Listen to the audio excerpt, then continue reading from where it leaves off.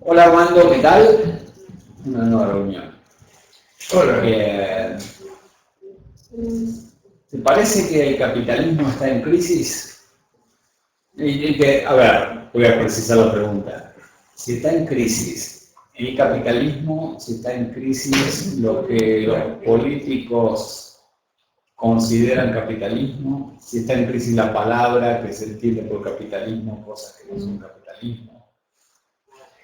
Porque hay un problema para que estas ideas se muevan, ¿no? Tenemos un problema trascendente, que creemos que los sistemas son económicos, y yo insisto que los sistemas son éticos, políticos, jurídicos.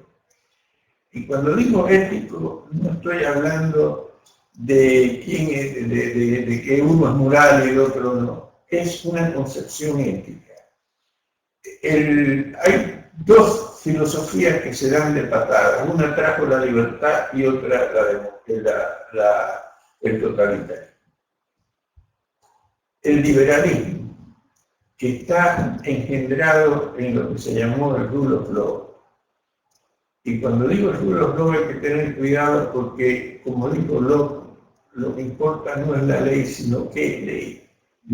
Y esto lo dijo también Hayek, cuando dijo no es lo mismo una ley que regula el tránsito que una que te dice dónde tienes que ir. Sí. Muy buena diferencia. Creo que es, bueno, entonces este rule of law fue todo un sistema que partió de un principio fundamental, el reconocimiento de la fallibilidad del hombre, que inclusive está en el cristianismo. Sí. Entonces, el otro parte de que hay que ser un hombre nuevo. Y para ser hombre nuevo, ¿sabe la cantidad de millones que han matado? Sí, obviamente. ¿Y todavía tú conoces algún hombre nuevo? No lo he visto todavía. Bueno, puede haber una mujer nueva como Cristina. Sí. Bueno, entonces, y hoy, lamentablemente, sigue confundiéndose a Estados Unidos con Europa. Cuando la Europa continental fue la creadora del totalitarismo. Y esto ya no lo escribí yo, mira, está escrito por Peter Drucker, que dijo, tan falaz es la idea de que el iluminismo creó la libertad en el mundo, como de que la Revolución Francesa se hizo sobre los mismos principios que la Revolución Americana.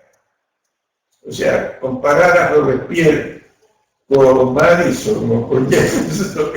Hay una diferencia, sí, también tenemos a la Revolución Bolchevique, a Hitler, a Mussolini. Claro, pero todas esas fueron producto del mismo criterio, del totalitarismo. O sea, fue secuencial. Las ideas vienen de ahí. Claro.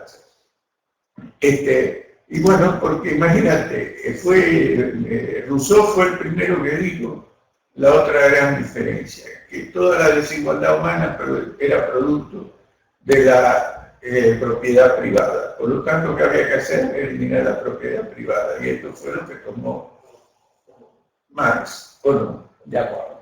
Ahora, lo que sí uno observa es que la palabra capitalismo para el común de la gente suena más o menos a diablo, Lucifer. Exacto, porque esa fue la que está en contra de los hombres, los trabajadores. Bueno, esa fue la capacidad que tuvo Marx, ¿no? Porque creo que el éxito de él ha sido político, lamentablemente, porque el marxismo está vigente a través del socialismo, sin revolución ahora. Sí, dentro de la democracia. Dentro de la democracia. O de lo que la gente considera democracia. Bueno, dentro de la democracia sí, porque la democracia tal como la definió Aristóteles y demás estaba imbuida de demagogia. Y por eso advirtió al mundo, tengan cuidado que los pobres siempre van a ser más que los ricos. Claro. Quizás lo que dijo Hume, dijo, el problema no son las mayorías, sino las asambleas que pretenden representarlas. Claro. Y esto fue lo que pasó con todas las dictaduras. Y bueno, la Argentina tiene un ejemplo claro que fue, pero no nos damos cuenta. Pero sus ideas vienen de Europa. No, todas las ideas esas vienen de Europa. Sí, Si tú sabes que yo tengo la teoría de que en América Latina se han hecho estupideces, pero los crímenes se han hecho en Europa.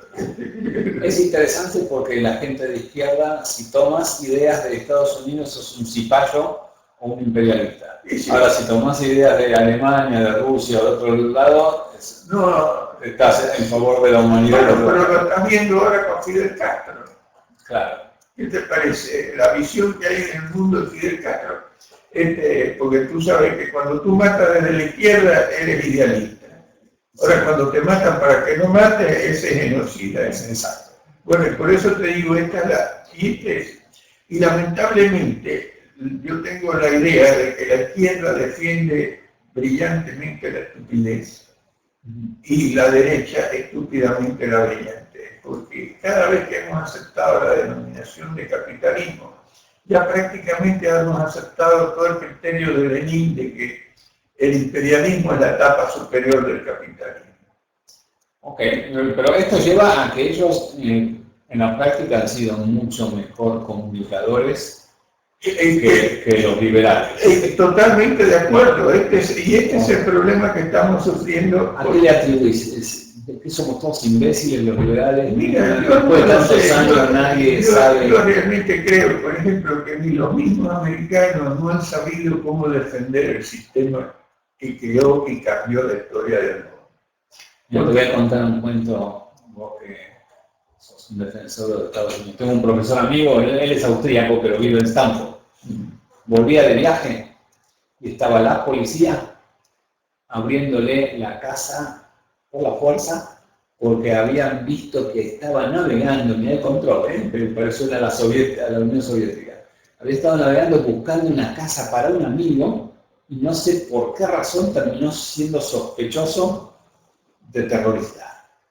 Entonces, sin orden judicial, sin absolutamente nada, iban y le estaban rompiendo la puerta. Están llegando a unos niveles, digamos, es un hombre mayor, austríaco, profesor en Stanford. Eso es una violación de uno de los amendments de la Constitución. Yo no sé lo que está pasando. También en los Estados Unidos ha habido un desvarío con el sistema. Sí. Porque cuando una de las cosas que quiero rescatar es que lo grandioso de los Estados Unidos es darse cuenta de la estupidez humana y crear el sistema para los hombres como son y no como deben ser. De acuerdo. Ahora, lo que sí no se puede violar la ley. Y lo que es importante es cuál es la ley, nuevamente. ¿No? ¿Quién define cuál es la ley? Bueno, ahí viene el concepto ético fundamental, que es el derecho del hombre a la búsqueda de la propia felicidad, que está en la Declaración de Independencia de los Estados Unidos y fue dicho por Locke en 1600. Pues también te lo puede decir Marx, ¿no? Que Marx, un marxista, te podría decir, bueno, no estoy de acuerdo, pero la búsqueda del hombre no está paralizada por la propiedad privada. No. Déjame terminar el concepto. Sí.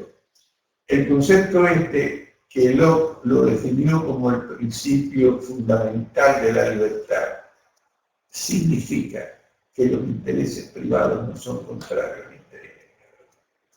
Ok, por eso te pregunté según quién, porque según Locke es así, pero según los marxistas no. No, claro. Entonces, al decir qué ley, y que tengo la respuesta de Locke o tengo la respuesta de Marx. Bueno, pero es que eso es lo que cambia el sistema. Exacto. Eso es lo que cambia el sistema. Esos dos conceptos opuestos es lo que cambia el sistema. Y por eso los Estados Unidos tuvieron la sabiduría del sistema y en 100 años se convirtieron en el país más importante del mundo. Okay. Tuvieron la suerte, desde nuestro punto de vista, de que el sistema lo impuso gente que creía en el concepto de ley de Locke. Exacto. Y no de Marx. Pero eso fue el destino. Bueno, mira, no hay nada que hacer. El mundo lo manejan las minorías.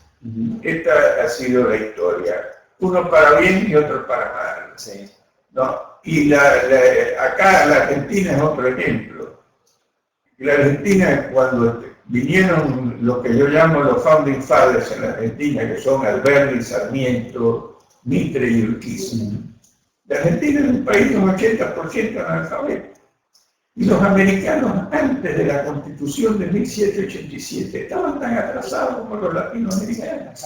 Eso la gente no lo tiene muy claro. No lo tiene claro porque inclusive también nuestra llamada derecha casi ha admitido que los anglosajones y protestantes son otra cosa. No, hay anglosajones y protestantes tan estúpidos como los latinoamericanos. Sí, y esto es la conciencia que hay en el sistema. Carter, ¿qué cosa es? ¿Es latinoamericano? No. Y desde mi punto de vista ha sido un presidente de la meta. Bueno, toda la crisis americana, para mí la creó Carter. Pero ahora resulta que Europa, hay toda la teoría de que la culpa de la crisis europea fue la crisis americana. Sí, y de los banqueros. Y de los banqueros, cuando los banqueros son los que están sufriendo la crisis. Claro, sí.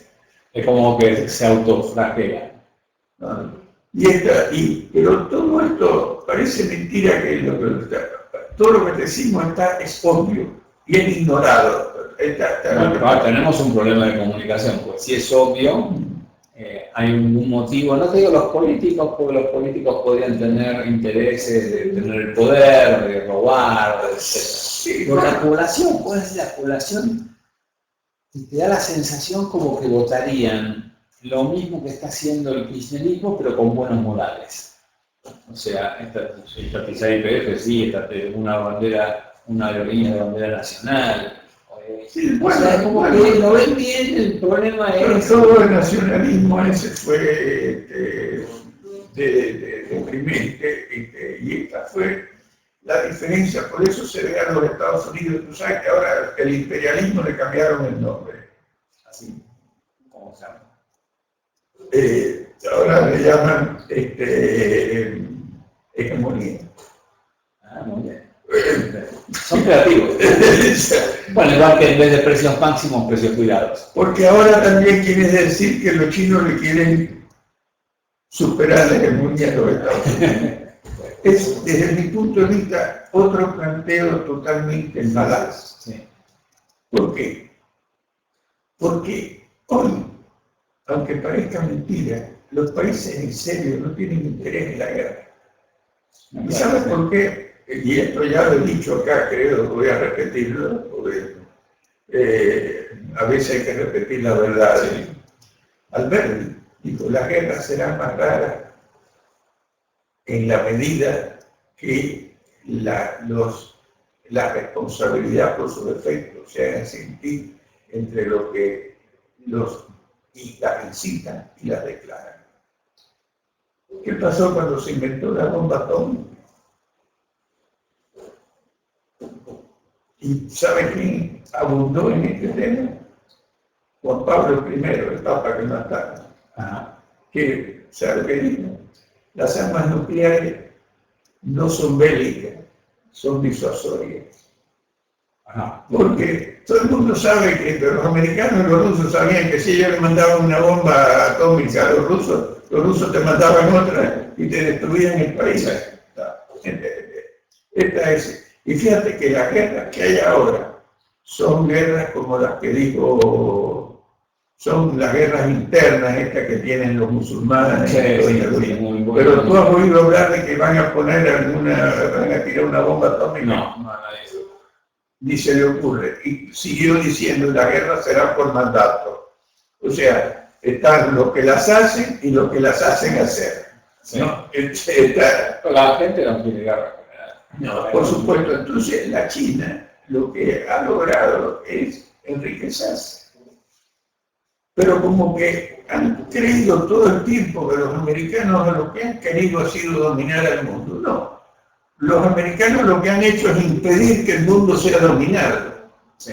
Esta es la realidad de la cuestión. Pero se ve al revés, a través del imperialismo y ahora la nomenclatura de la hegemonía. Y lo que tú dijiste del capitalismo también es porque parece que el sistema es económico. ¿no? Y la economía sigue siendo el resultado del sistema. La economía es la consecuencia Del sistema. del marco jurídico, que a veces es consecuencia del sistema político. Exactamente. Y el sistema político está basado en una concepción ética, que es lo que te... Pero esto, ya te digo, es el ABC del tema, pero parecería que es la Z. Tenemos un problema los liberales, de alguna forma, por más que lo digamos con claridad. Muchos, porque hay varios, durante mucho tiempo no... Bueno, la UCD, para ir, la UCD con Anzogaray, no era la persona que justamente era el político carismático, ¿no? Era muy inteligente, pero me parece que le faltaba ese charm. No, el carisma es otro tema. Es otro tema. Yo tampoco lo soy. Un poco por eso es al revés, pero sí creo que... Mi mujer decía que yo no perdí oportunidad de ser desagradable. Y tú sabes que las mujeres son muy observadoras. Y cuando tienen que decir las cosas, no. Sí, si mal no recuerdo, sacó un montón de votos, ¿no? en la primera vez. Por lo menos en la capital federal creo que había sido como el 20 y pico %. Sí, sacó bastante votos. Y no solamente eso, yo me acuerdo cuando llegamos a la cancha de River. Cierto. Pero en ese momento la UCD planteó todo el tema como si girara alrededor de la economía. No, de la inflación. Bueno, okay. Más que de la... Y yo creo que hay que ampliar el concepto en esta materia, ¿no? De ir a reconocer lo que la Argentina fue, por qué fue y por qué dejó de ser. Y esto es lo que creo que estamos planteando en la OCDE en este momento, porque la única, el que está de presidente ahora de la OCDE es Álvaro, que se ha movido muchísimo a esta región, ¿no? Y demás, pero no es una figura, o sea que nosotros no tenemos, lo que estamos tratando es de traducir las ideas que hicieron a la Argentina y después llegar a algún acuerdo con algún partido político. Y ahora me imagino que vamos a llegar a un acuerdo más fácil con la Carrió. Ahora Carrió es pelea con todo el mundo. ¿Sí? Donde le tira goma, se le ha ido gente que vos podés diferir, que yo, pero se le ha ido Clark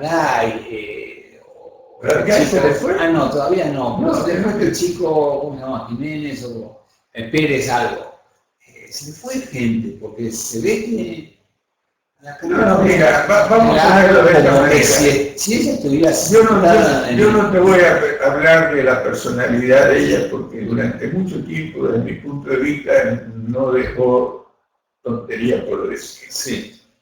Pero lo que sí yo valoro es el vuelco enorme que ha dado. Y la última vez que yo la oí hablar en Rosario, mencionó a Alberdi. ¿Tú has oído algún otro político que sepa quién es Alberdi en la Argentina? Sí, pero si lo saben, tienen la imagen al revés. Y además de eso, planteó el problema que está vigente en la Argentina, que es el tema de la problema con los políticos actuales, y la mayoría, es que si vos vas a encontrar a Kirchner, antes, cuando era gobernador de Santa Cruz, lo que sea, diciendo que las retenciones eran un robo y que había que eliminarlas. O sea, tenés los políticos que un día te votan una convertibilidad y en los años te votan salir, te votan privatizaciones, después te votan estatizaciones, los mismos. O sea, es como que o no tienen convicciones, o no tienen idea, por lo tanto sería mejor que no gobiernen.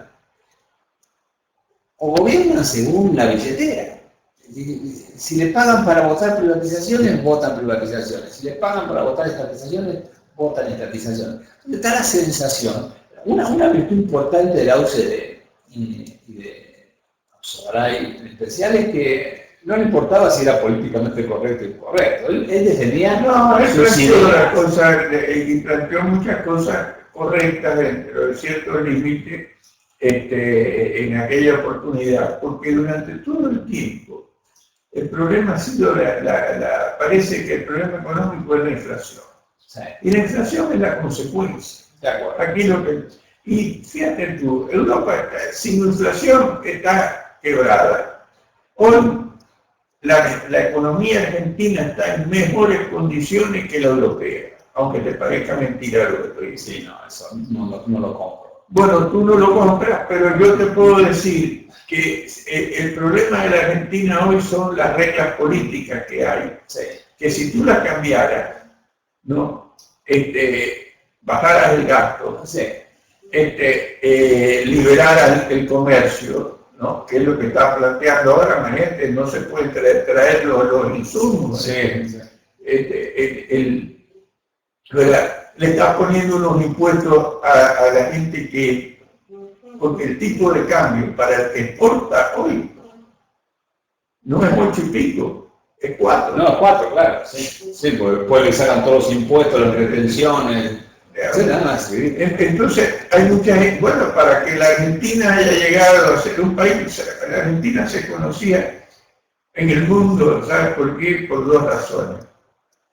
Por el tango, Sí. y por la carne. Ahora el tango tal vez... El tango mejoró la situación. Cuando yo llegué acá, los argentinos me decían que el tango era cache. Yo al principio yo no entendía bien porque no sabía lo que era cache, pues tú sabes que yo el argentino lo incorporaste. Lo entiendo, pero no lo hablo. Pero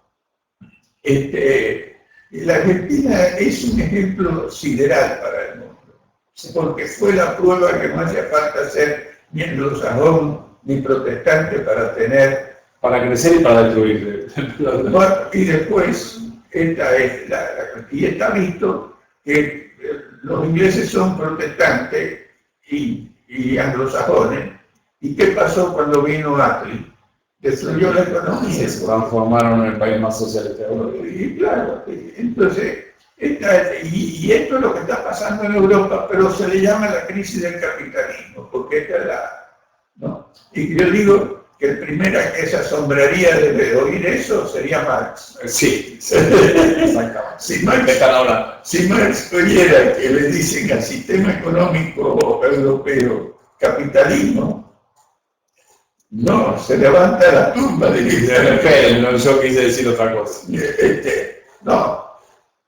Y lo peor es que fíjate tú que fue Marx el primero que reconoció que el sistema que él llamó capitalista fue el primero que creó riqueza en el mundo. Porque sí, había que pasar por esa etapa porque era el que generaba una abundancia, ¿no? Bueno, por eso, pero al mismo tiempo lo descalificó éticamente a priori. Además, dijo más o menos que los capitalistas eran unos tontos que no iban a saber qué hacer después, ¿no? Sí. Toda esta cuestión. Y lo único que produjo fue la dictadura del proletariado, que como siempre, en una discusión con Hegel, él decía que Hegel estaba equivocado porque Hegel había dicho que la burocracia representaba la ética de la sociedad. Ajá. Y Marx le dijo, no, los burócratas se apropian en nombre de la ética de Marx. No, pero resulta que entonces en contra de esa burocracia creó otra, que fue la dictadura del proletariado. ¿Quién creó eso? No, sí, no, él no la creó porque no llegó a tiempo, no, pero la filosofía política de él es lo que está planteado porque era el intermedio para lograr que... Para llegar al comunismo. ¿Y cuál era el comunismo? La eliminación de la propiedad privada. Pero eso se iba a hacer solo, por una ley del materialismo histórico. Ningún hombre podía impedir las fuerzas de la historia y hacia ahí va. Sí, no, pero él pensaba que la idea era que la dictadura del proletariado era un intermedio, sí. Porque en cuanto se eliminara la propiedad privada, listo, sí, llegábamos al fin de la historia. Ahí llegábamos al fin de la historia porque ya el mundo iba a vivir como si estuviera en el cielo, ¿no? Y tú sabes que creo que fue Acton que dijo que la mejor forma de crear el infierno en la tierra es tratar de hacerlo el cielo o algo así.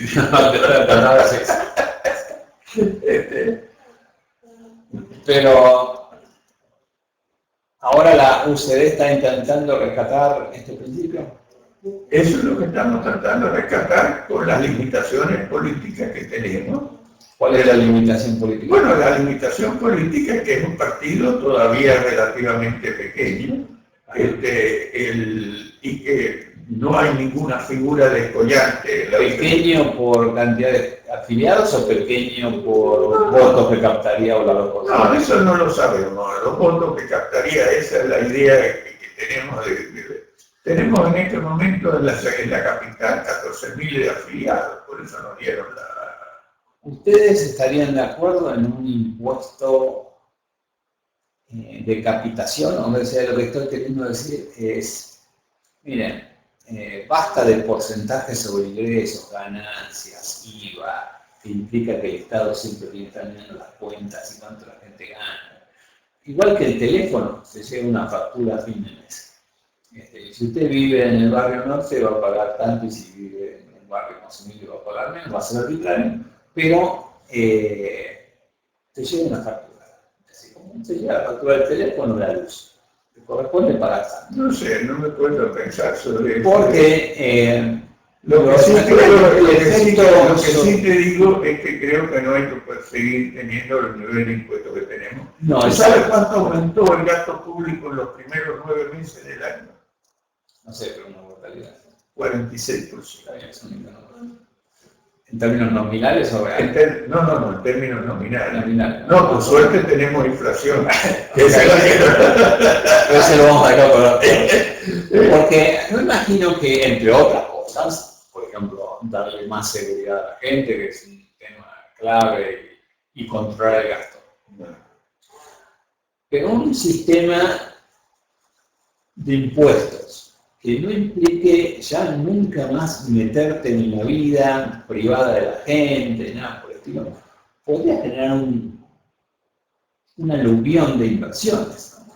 Pero mira, si aquí se respetasen los derechos de la Argentina, por eso es lo que yo te estaba diciendo, que no, es mejor que Europa. Oye, la situación del mundo beneficia a la Argentina, inclusive la caída en el precio del petróleo. ¿Porque se va a caer Venezuela? No, porque cuando te baja el costo de la energía, te das cuenta que es favorable en general. Y esto lo que está favoreciendo a los Estados Unidos en este momento, porque tú sabes que ahora parece que no van a importar más petróleo. Van a hacer, porque encontraron el sistema de fracking que le llaman. Sí. Y van a producir petróleo internamente a niveles de lo que... Así que y los Estados Unidos son... Bueno, el problema está que este señor ha violado normas y el gasto público en los Estados Unidos por primera vez está en un nivel que no había tenido nunca. Sí. Está en el 38%. Todavía comparado con Europa. Bueno, pero 38 es altísimo. ¿Sabe cuánto es Francia? Está 50. Y 7. Es que tienen el sistema, todo lo que es seguridad social en todos esos países se ha ido de arriba, ¿no? Y el sistema de repartición.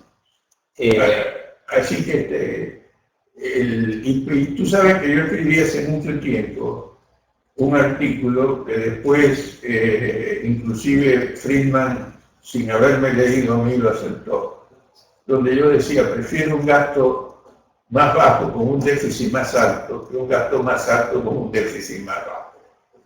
Y esto de alguna manera lo dijo Friedman cuando escribió sobre la teoría de la demanda de dinero. Ajá. No, que hizo un cambio en gran medida sobre y dijo lo importante no es el déficit, lo importante es el nivel de gasto. Porque el gasto en general, como dijo George Gilder, no forma parte del producto, sino parte del costo de producir. Sí, exacto. Esta es la cuestión. Y por supuesto hay una parte del gasto que puede ser más eficiente que cuando se invierte para crear algunas cosas, pero cuando lo único que es para gastar, para pagarle a la burocracia y toda esta... Bueno, y esto es lo que estamos teniendo. Pero fíjate a dónde llega la circunstancia de la teoría económica a partir de que el gasto llegue a determinados niveles, que hoy el Fondo Monetario, ¿qué es lo que le recomienda a Europa para resolver la crisis? Subir el gasto. No, que tenga inflación. Ah, ok. Bueno, pues no le puedo decir que baje el gasto. Bueno, pues tiene que bajar el gasto, pero quiere que lo baje en términos reales. Ajá. ¿Te das cuenta? Porque, con inflación. Porque en el momento de que tú estás en recesión, si tú haces así, bajas el gasto, todavía tienes más recesión. Entonces, lo que quiere, y aparte de eso, porque tienen una deuda que está en el 100, 120, 125 del Producto Bruto, que no la pueden pagar. Por eso te digo, la están pagando. No, ¿tú crees que la están pagando? ¿Algún qué país de Europa está en default que no sea Grecia? No, sí, pero es la falacia de esto, pero crean un déficit permanente. Ok, sí, pero todavía no han caído, no es que... Sí. ¿Han caído o estén por caer en default? No están en default, pero están, a mi juicio, en que no pueden... Y entonces, ¿qué es lo que le está diciendo el fondo?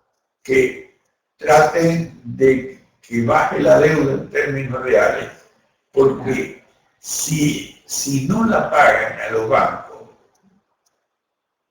se quiebra el sistema bancario y a pesar de que yo no sé por qué la gente le tiene bronca al sistema bancario. Los banqueros se imagina uno como alguien que no hace nada y gana dinero cobrando interés. No es así, el sistema financiero es, como digo siempre, el sistema sanguíneo del sistema económico, ¿no? Porque es lo que te liga el futuro con el presente de alguna manera, ¿no? Y por eso la inflación es mala, pero cuando tú tienes una tasa de interés real del 20%, quebró el sistema. Sí. Fue lo que le pasó a Chile, fue lo que pasó acá con la 1050. Sí. Fue lo que pasó en Estados Unidos cuando le quebró todo el sistema de ahorro y préstamo. Entonces, esta es yo no sé lo que tú piensas, y por ahí vamos a estar de desacuerdo, pero yo creo que toda la teoría económica, a partir del nivel del gasto que tenemos en este momento, hay que hacer una evolución teórica, si tú quieres ponerlo. Sí. Porque yo creo que gran parte de la teoría económica, imagínate, cuando Keynes habló de aumentar el gasto para aumentar la demanda, ¿sabes cuánto era el gasto en los Estados Unidos? Estaba en el 19%, por eso. 7, 8%. ¿Cuándo? ¿En la década del 30. ¿En la década del 30? Claro, porque toda la economía estaba en poder privado. Y lo que dijo, y lo que escribió Friedman también, en Free to Choose, que la culpa de que la crisis hubiera sido tan grande fue que no salvaron el sistema bancario. Quebraron como 12.000 bancos. Ajá. Y la gente no quiere darse cuenta que cuando tú salvas a los bancos, no es que estás salvando a los capitalistas, estás salvando a los que tienen la plata en el... Más o menos, porque En realidad es que si lo que tenés en la crisis es que hubo previamente malas inversiones, creaste monstruos, y el banco cae porque esos monstruos industriales que creaste no son rentables y no le pueden pagar al banco. Entonces, salvar al banco es seguir manteniendo a los monstruos que creaste y que no te pueden pagar. ¿Por qué desaparecen los monstruos? Porque no fue solamente el sistema bancario, es que Hoover levantó la protección arancelaria. Bueno, pero es que ese fue. Pusieron precios mínimos para los granos. No, perdón. Crearon el National Industrial Recovery. No, al contrario. El problema grave fue lo que hizo de aumentar el nivel de los impuestos a las importaciones. Claro, la protección arancelaria. Todo eso, es decir, los bancos en el fondo entran en problemas porque el sistema productivo no le está pudiendo pagar. Bueno, sí, pero esa fue una decisión política. Claro. Ahora, si vos decís, el banco tiene que ser, no puede cobrar, vamos a salvarlo, el que está salvando indirectamente a las empresas que pierden. Si alguien escribió, dice, Europa quiere pagar, pero nosotros no queremos cobrar. Porque si tú le impides que te exporten, ¿con qué te pagan? Claro, la deuda que le debían de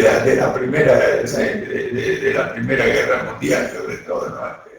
Claro. Así que, bueno, por eso yo creo que hay que replantearse algunas cosas en este tema.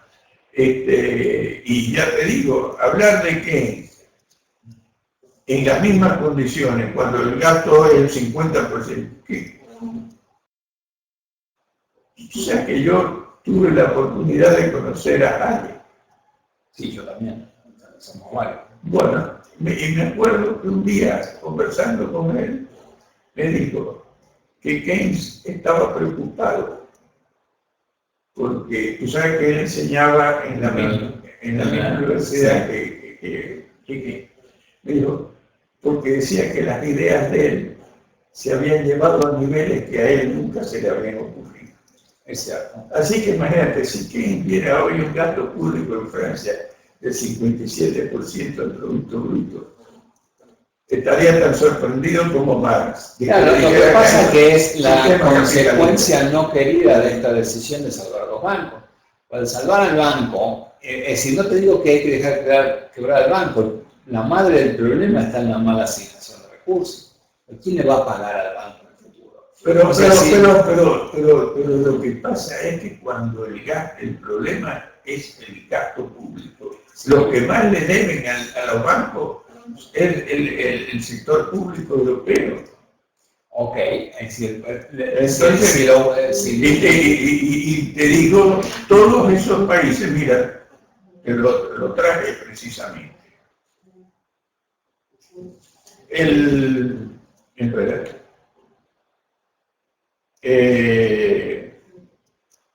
Francia tiene un déficit del 4,4% del Producto Bruto. Grecia del 3,5%. Italia del 3%.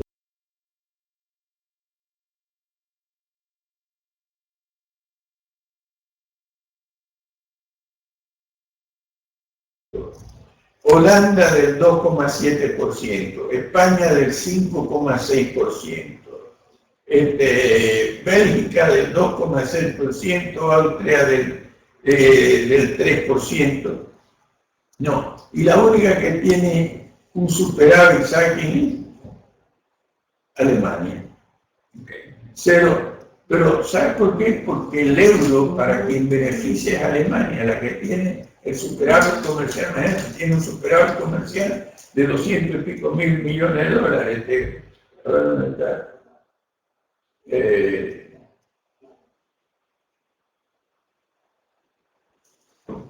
Perdón.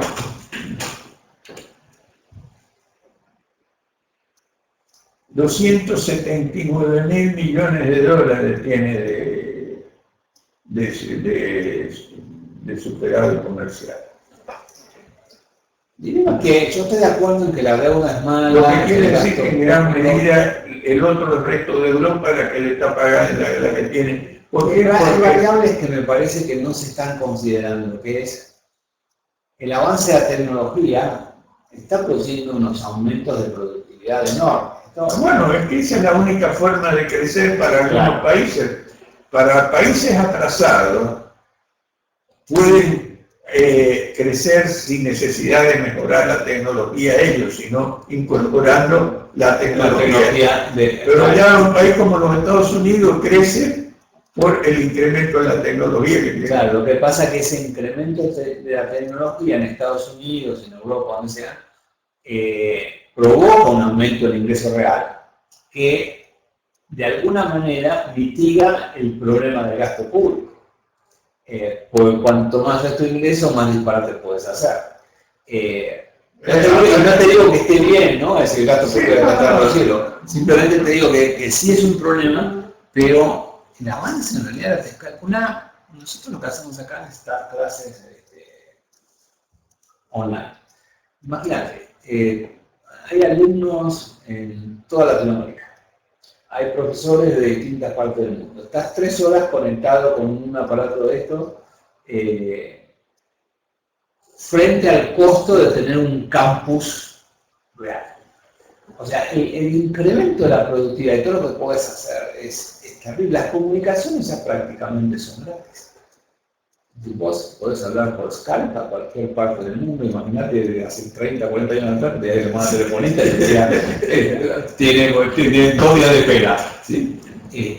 Hoy hablas gratis y no solamente hablas gratis, sino que podés mandar con estos aparatos fotos. No, por supuesto, pero eso ¿por qué se hizo? ¿Y por qué se hizo en los Estados Unidos? Es un producto de la propiedad privada. Exacto. O tú conoces, ¿por qué no lo inventaron los rusos? ¿Porque son más brutos que los americanos? O Castro, o Venezuela, o lo que sea. Por eso digo que la variable gasto, para hacerlo, digo, en otro plano, políticamente viable. Así, porque hay algo, si es algo muy complicado desde el punto de vista político, es bajar el gasto público por toda la reacción que te genera, ¿no? Entonces, así como tu solución es imitamos para... No, esa no es mi solución. Bueno, si no podés, pues estar diciendo... Yo no elijo las alternativas, yo te digo entre cierta alternativa. No, porque cuando tú tienes impuestos enormes y demás, la gente no tiene interés en invertir. Exacto. Pero bueno, entonces puedes decir, dado que no puedo bajar el gasto público, no emito para financiar. O si no, hago que ver así. Bueno, si entendí bien después de 40 años. Claro, entonces, lo cual no es una solución. Vamos a entender esto. Es un analgésico. Más o menos. Ok. Ahora, a pesar de los impuestos, a pesar de todo esto, la tecnología avanza a unos pasos. Y obviamente podría avanzar todavía.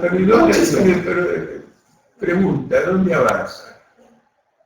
Avanza en todo lo que es informática. Sí, pero ¿quién hace los inventos? ¿Dónde se hacen los inventos? En Estados Unidos. Bueno, a pesar de gastos públicos que tiene. Ahora, pues, tenés en tu teléfono.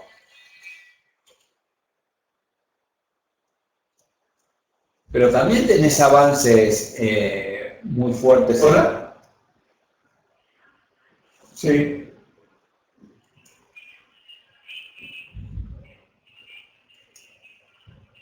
¿Qué tal? ¿Cómo está? No, el miércoles. Me la cambiaron. Ok. Bueno, gracias igualmente. Hasta luego. Entonces, en Estados Unidos avanza, pero no solamente en Estados Unidos, tenés avances en Suiza, tenés avances en... Sí, pero Suiza también es un caso muy particular que habría que analizar. Lo tenés en Suecia, tenés avances. O sea, Estados Unidos es donde más... Tú sabes que dicen la mala gente que Suiza es el lugar donde están todos los que violan los impuestos en el resto del mundo. Bueno, entre otras cosas, pero no solamente es eso, mucha, por ejemplo... Fíjate tú y tanto es así, que por qué Suiza fue el único país de Europa que los alemanes no invadieron. Claro, porque también Hitler invadió el pueblo.